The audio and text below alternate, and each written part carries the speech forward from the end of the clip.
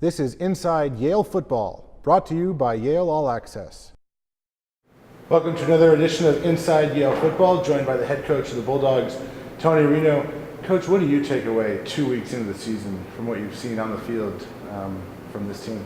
I think the first thing, Ron, is that the guys understand the culture and the brand we want to bring to Yale football, and that's a team that works really hard, a team that plays fast, plays physical, plays aggressive, a team that can deal with adversity. And those things it's kind of what we'd call our brand, and they've definitely shown that. The other piece is the next piece which we need to put in place is to be able to be a team that doesn't beat itself. Right now we're beating ourselves with turnovers and penalties and some mistakes.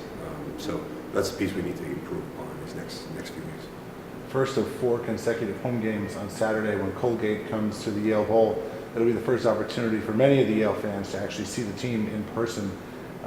What would you like to kind of see from the fans and see them look for out on the field? I think Yale is just one of those few environments in college football. We have such great support, especially at our level. So it's just a great opportunity for us to be at home with the loyal fans and the great crowd support we get.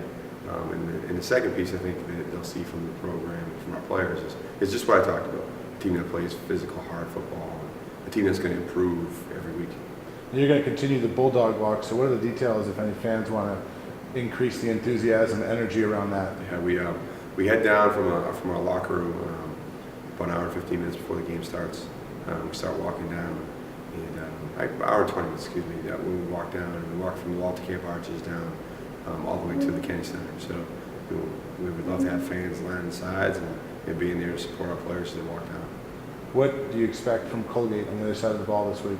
They're a very good football team, and they've played a very good schedule early on. Playing Stony Brook, who's a scholarship program. They played South Dakota, which is another playoff team. They played Albany, which is another playoff team. So they've had some good tests. They're a team that's probably the most balanced team we faced. They can run and throw. Defensively, they're very active. They've got some good linebackers. They're well schooled in the front. They've got some secondary players or impact players. So it's going to be a huge test for us. I mean, they're a very complete football team. They can hurt you in a lot of different ways. You traveled, I think it was 13 freshmen to Cornell. Talk about the mix of personnel on this team, the way seniors and juniors have stepped up into leadership roles, and also the contributions you're getting from the underclassmen. It's really an interesting mix. It really is. I mean, very rarely do you see a Yale football team that has 13 freshmen traveling, never mind playing. I mean, every one of them played.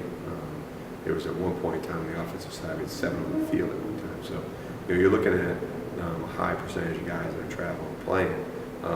Our philosophy is the best players play. So just those guys have earned playing time through their ability and practice and through what they've done on and off the field. And I think the mix has been really good. If you look at our team, they played a full 60 minutes on Saturday. And it's because of the way our upperclassmen are, the leadership we're getting from our seniors and juniors, and the way our younger guys are responding. So I think the team's gelling real well together. We just need to be a little smarter in how we play. I'll ask a bit of an offbeat question. The new helmets, it's kind of a retro look on the helmets. It's the old kind of Block Y style. What led to that? It's pretty cool. When I came back, and obviously having a chance to run the program, the tradition is so important to me.